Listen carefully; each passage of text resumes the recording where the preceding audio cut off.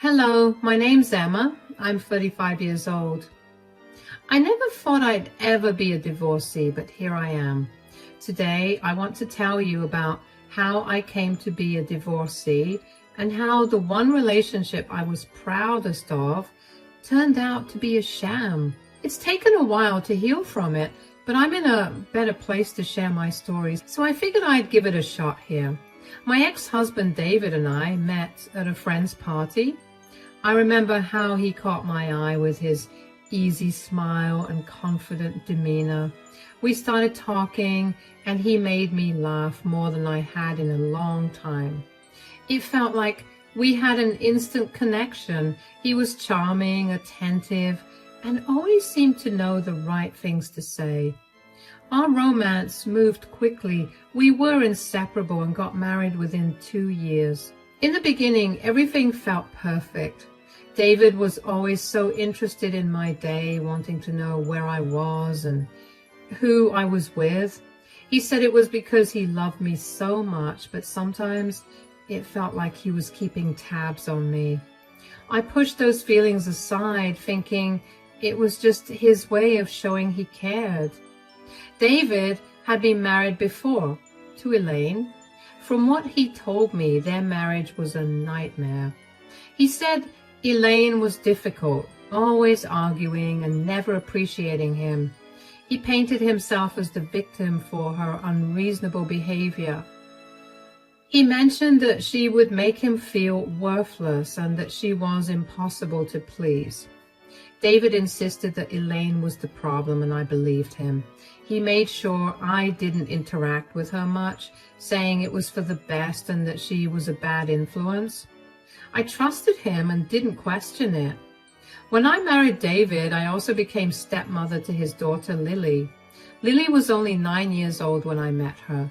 She was very quiet and reserved and continued to remain that way even into her teenage years. The only times she would get loud was around David when they would fight. I was never around when the fight started, so I never knew what the fights were about. I would ask David about them, but he would dismiss me and just tell me that Lily was being rebellious and problematic, and that she was being a troublemaker just like her mother. But from what I usually see, Lily is a smart and thoughtful girl, although she keeps her distance from both of us. I tried to build a relationship with Lily. I wanted to support her and be there for her, but David's strict and often harsh approach made it difficult. David would often harshly punish Lily, like grounding her, taking away her electronics, and not letting her eat meals, all for disobeying him. I never agreed with any of his punishments, but I had no say in anything. David made it clear that I had no say in how he raised his daughter. Lily and I had a cordial relationship. We were not close, but we respected each other. Despite the challenges, I did my best to be a good stepmother. I encouraged Lily in her studies and tried to be a friend when she needed one. I could tell she appreciated my efforts, even if she didn't always show it. Now, I work in a company that requires quite a bit of traveling. One particular month, I had a business trip planned for a week and had to leave early Monday morning. The night before, Lily came to see me and asked if she could borrow my purse for an event at school. She was going to a debate competition and wanted something nice to carry her notes in. I was happy to help and gave her the purse without a second thought. Lily looked grateful and even a bit excited, which was a rare sight, considering how tense things usually were at home. During the trip, I tried to stay in touch with David and Lily.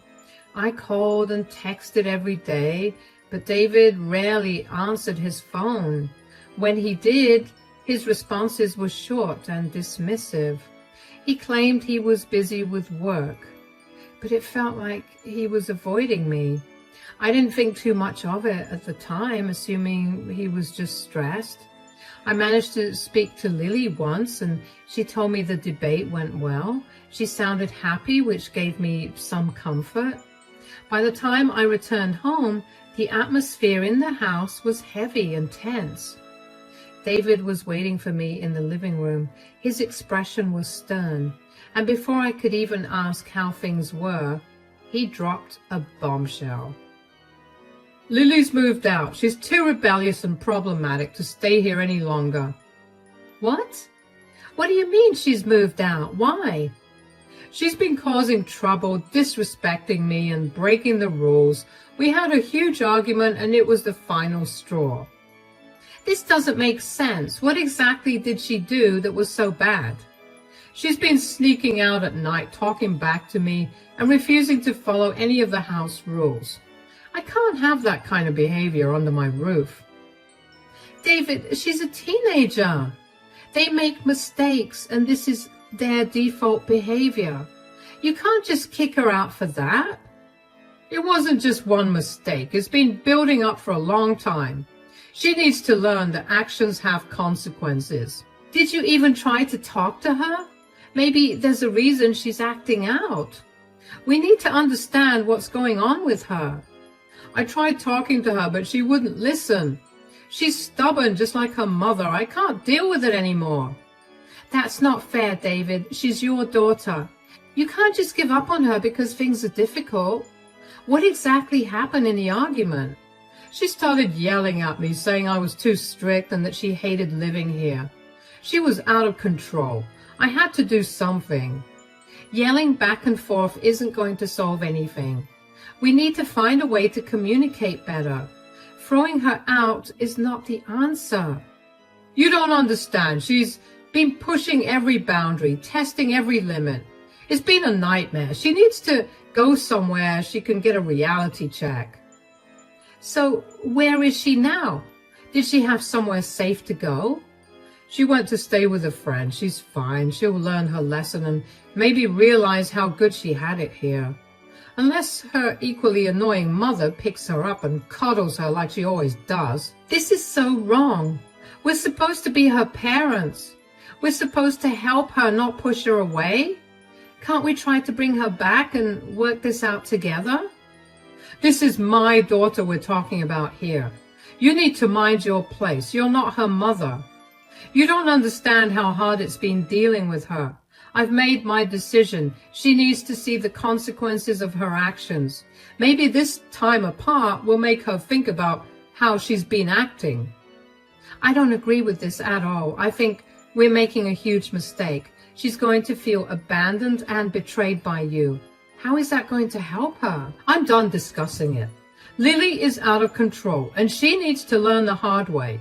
It's better for everyone this way." "I don't know, David. I really don't. This just feels so wrong. We should be helping her, not punishing her by making her leave. She needs us now more than ever." "You're too soft on her. That's part of the problem. She needs to face reality, and this is the best way for her to do that. She'll be back when she's ready to change." I felt really frustrated and sad. I wanted to be there for Lily, but David would not let me be there for her at all. David's decision was final, and Lily was forced to pack her things and leave. Watching her go was one of the hardest things I've ever experienced. I felt like I was failing her, like I wasn't doing enough to protect her from David's harshness. The house felt emptier without her, and the tension between David and me grew thicker. That night, I couldn't sleep. My mind was racing with questions and doubts. What had really happened while I was away? Was Lily really at fault?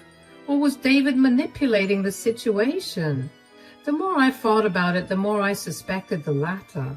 But David was firm, and confronting him felt impossible.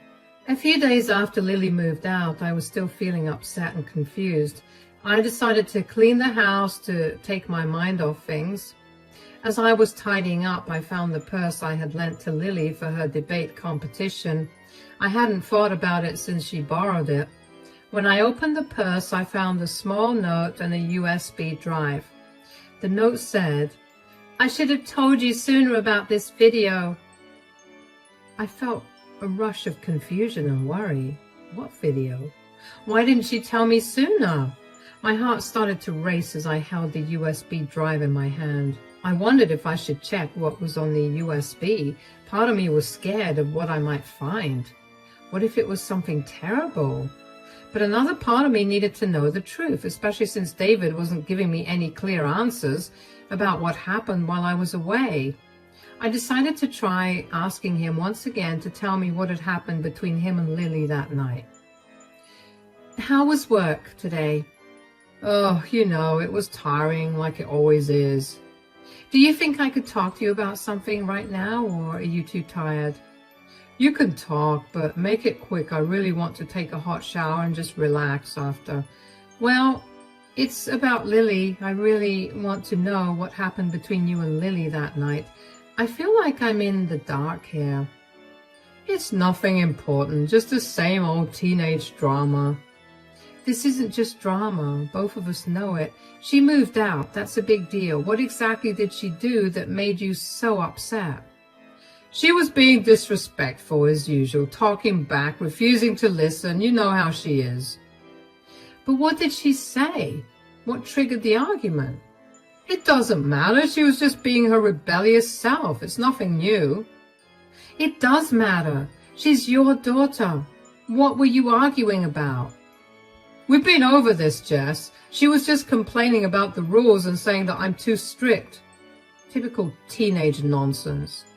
That's not nonsense. If she feels that way, we should talk about it. Did you listen to what she was trying to say? There's nothing to listen to. She just wants to do whatever she wants without any consequences. So you didn't even try to understand her perspective? Maybe there's something deeper going on. You're overthinking this. She's just acting out. It's what teenagers do. Acting out for a reason. Did she mention anything specific that was bothering her? She didn't mention anything new, just the same complaints about rules and discipline. And honestly, I've done everything to provide that ungrateful brat with food, clothing, and shelter. So she literally has no reason to act the way she always does. Do you think kicking her out is the best solution? That seems extreme and counterintuitive. She needs to learn that actions have consequences.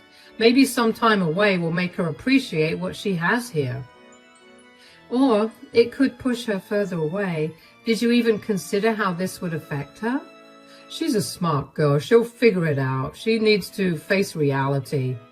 This isn't about facing reality. It's about feeling supported and understood. Did you offer her any support? She doesn't want support. She wants freedom to do whatever she wants. As long as she's under my roof, I can't allow that. But there has to be a middle ground. We can't just abandon her like that. She chose to leave. I didn't force her out. She'll come back when she's ready to follow the rules.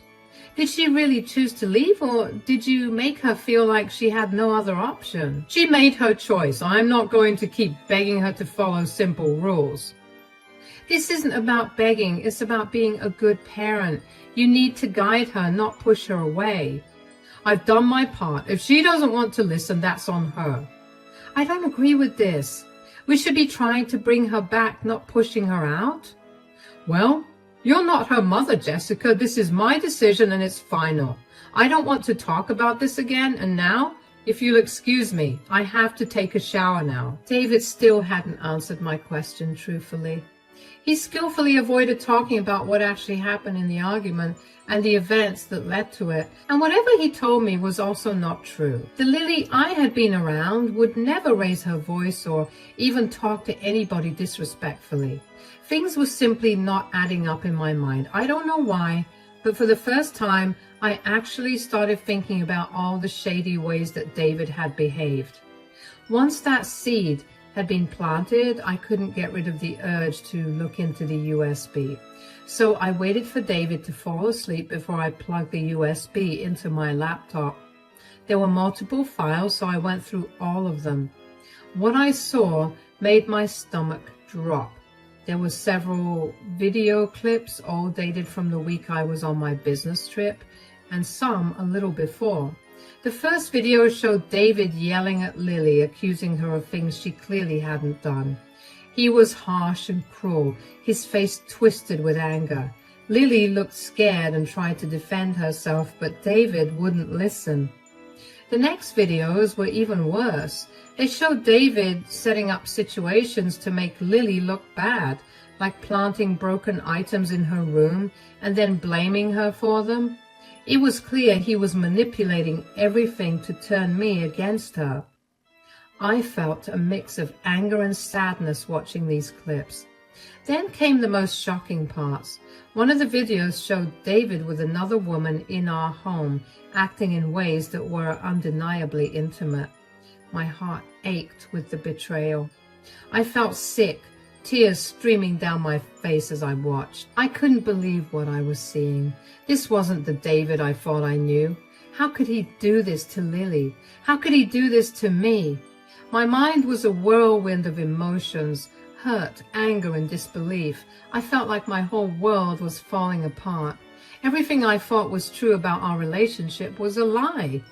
Seeing those videos changed everything. I knew I had to make him pay. I couldn't believe I had fallen for his lies. I decided to plan my revenge carefully. First, I hired a smart attorney named Lisa. She helped me gather more evidence of David's abuse and cheating. We started by looking through all our emails and text messages. We found many instances where David was mean and manipulative. There were messages where he blamed me for things that weren't my fault and others where he tried to control my actions and decisions. We printed out all those messages and added them to our growing file of evidence. Next, Lisa suggested we talk to people who might have seen David's behavior firsthand. We interviewed some of our close friends and even some of David's colleagues. Many of them shared stories of David's temper and his controlling nature. Some of his colleagues mentioned how David often spoke badly about me and even flirted with other women at work. We wrote down their statements and had them sign affidavits to make their testimonies official. We also went through our financial records. David had always insisted on handling our finances, but I had access to our bank statements and credit card bills. We found several charges that didn't make sense, like expensive dinners and hotel stays that didn't match with any trips or events I knew about. This helped us build a case for infidelity. Then we looked at our home security system. David had installed cameras around the house, and I remembered he had shown me how to access the footage. Lisa and I spent hours going through the videos, looking for any evidence of his abusive behavior. We found several clips where David was yelling at Lily and me, trying to manipulate us. These videos were crucial because they showed his true colors in our home. Lisa also recommended we hire a private investigator. The investigator was able to track down more information about David's activities when I wasn't around. They followed him for a few weeks and captured photos of him meeting other women, confirming his unfaithfulness. The investigator even managed to get a recording of David bragging to a friend about how he controlled me and manipulated situations to his advantage. We compiled all this evidence, the emails, text messages, witness statements, financial records, video clips, and the investigator's findings into a comprehensive file. Lisa made sure everything was organized and easy to understand so the judge could see the full picture of who David really was. Next, I made copies of the video and sent them anonymously to David's boss and some of our friends. David worked at a big company and his boss was very strict about morals and ethics. When his boss saw the video, he was horrified. It showed David being mean to Lily, lying to me and cheating on me while I was away on a business trip. The company couldn't keep someone like David, so they fired him right away. It was a huge scandal. Everyone at work talked about it and David's reputation was ruined. But I didn't stop there. I wanted to make sure everyone knew who David really was. I contacted Elaine, David's ex-wife. I had always wondered about their divorce because I highly doubted that David had told me about their marriage. I asked Lily to help me get Elaine's contact, and she happily gave me Elaine's number. I set up a call with Elaine for the next day, and truth be told, I was nervous but excited at the same time the next day. Hi Elaine, thank you for agreeing to talk to me. I've always wondered about your divorce from David. He told me you were the problem, but I highly doubt that's the case. I'm glad you reached out, Jessica. David was very controlling and manipulative. He made me feel like everything was my fault. Those 7 years of my life were the absolute worst. He did the same to me and Lily. He treated Lily terribly, and when I was away, he set her up to make her look bad. Then he cheated on me in our own home. How did you deal with him for so long?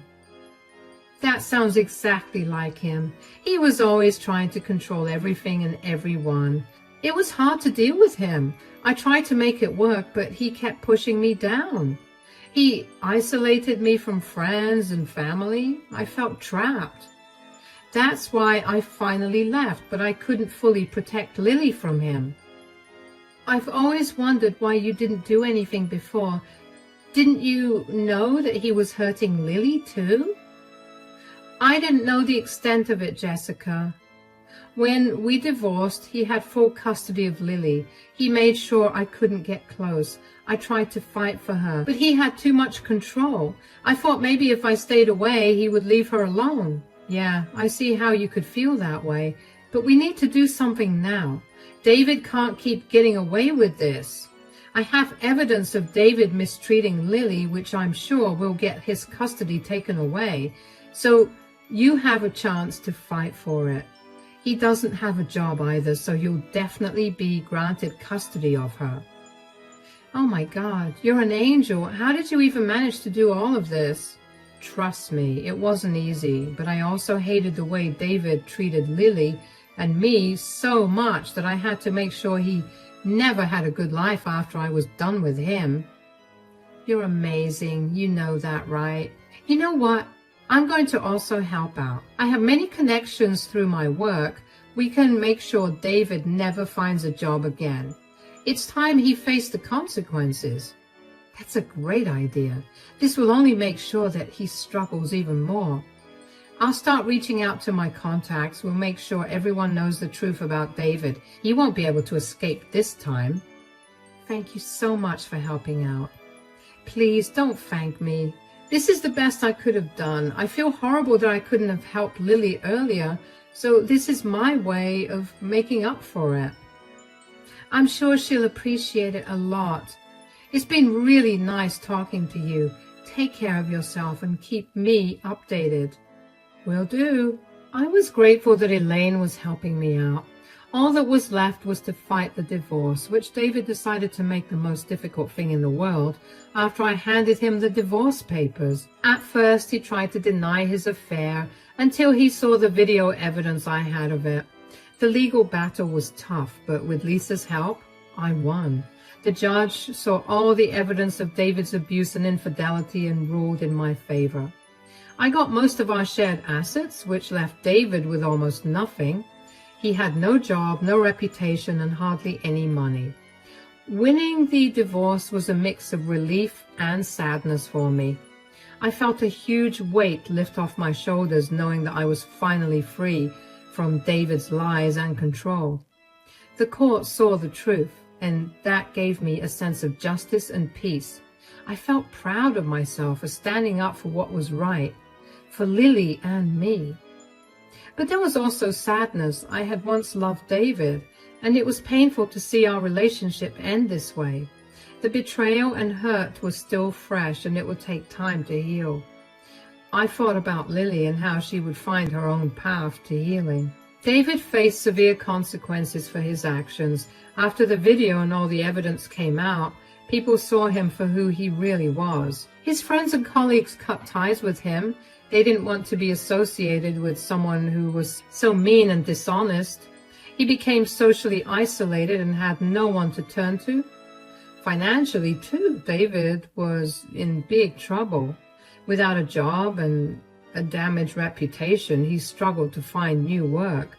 Companies didn't want to hire someone with such a bad history. He couldn't pay his bills, and soon he had to sell his car and move to a smaller place. His lifestyle changed dramatically and he was left with very little. Meanwhile, Lily flourished away from her father's oppressive grip. She finally felt free. She moved in with her mom, Elaine, who welcomed her with open arms. Lily started doing better in school and made new friends. She seemed happier and more confident every time I saw her. Lily and I grew much closer through this ordeal. We found comfort and support in each other. We often talked about our experiences with David and how we were moving forward. It felt good to have someone who truly understood what I had been through. We even started doing fun activities together, like going to the movies and trying a new restaurant. All of that did not ease the sorrow that I was feeling in me. I sat with my sorrow for a while. I learned to live with it. David, however, was consumed with rage. He'd constantly call and text me, but I ignored him. Well, for however long I could, eventually his calls got too frequent and I was itching with curiosity. I needed to know what he had to say. So, what do you want, David? I don't have time for your nonsense. So, could you quit calling me over and over again? You've ruined my life. You ruined your own life. All I did was show everyone the truth. You lied. You cheated and you hurt the people who cared about you. You have no one to blame but yourself. What are you talking about? You had no right to do that. I had every right. You treated Lily horribly. You pushed her out of the house and made her feel worthless. And then you cheated on me in your own company. How could you do that? That's none of your business. You don't understand what I was going through. It became my business the moment you lied and betrayed me. You hurt Lily and you hurt me. Did you really think I would just stand by and let you get away with it? I was doing what I thought was best. Lily needed to learn some discipline. And as for the other woman, that was a mistake. A mistake? You brought her into our home. David, that's not a mistake, that's a choice. You tried to betray me and you chose to treat Lily like she was the problem, when the real problem was you. You don't know what you're talking about. Lily was out of control and I had to do something. Out of control? She was crying out for help and you ignored her. You blamed her for everything to cover up your own failings. You set her up to make her look bad. How could you do that with your own daughter? She was making my life difficult. I had to get some control back. Control? You lost control the moment you started lying and cheating. You can't control people by hurting them. That's not how love works. You'll regret this. You'll see. You had no right to expose me like that. I had every right to protect Lily and myself. We deserve to know the truth, and now everyone also knows the truth about you. You think you're so righteous, don't you? You'll pay for this, Jessica. I won't let you get away with it. There's nothing to get away with. I did what was right. You need to face the consequences of your actions. Maybe now you'll understand what it feels like to be hurt and betrayed. This isn't over. I'll make sure you regret this. Do whatever you want. You brought this on yourself. The truth is out, and you can't hide from it anymore. You'll be sorry, mark my words. I'm not the one who should be sorry. You are. You owe Lily and me an apology, but I'm not holding my breath. Goodbye, David. You'll regret this, Jessica. You'll see. No, David, you're the one who will regret what you've done. Now leave. I knew I could never regret what I did. In fact, I felt stronger and more empowered than ever. I had taken control of my life and made sure David faced the consequences of his actions. David struggled to find work for a very long time until he eventually landed a minimum wage job to make ends meet. I only know about it because he made multiple Facebook posts tagging me and calling me a jerk. It honestly made me laugh because every time he tried to rebuild his life, the scandal followed him, reminding him of his mistakes. David's downfall was a constant reminder that actions have consequences. he was left to face the repercussions of his behavior. Every time he tried to rebuild his life, his past mistakes haunted him. He was living in the shadows of his own actions, unable to escape the truth. In the end, David was left with nothing but regret. Meanwhile, Lily and I look forward to a brighter future. We reclaimed our lives and found happiness and stability. It is the beginning of a new chapter, one that promises hope and joy, free from the toxicity of the past.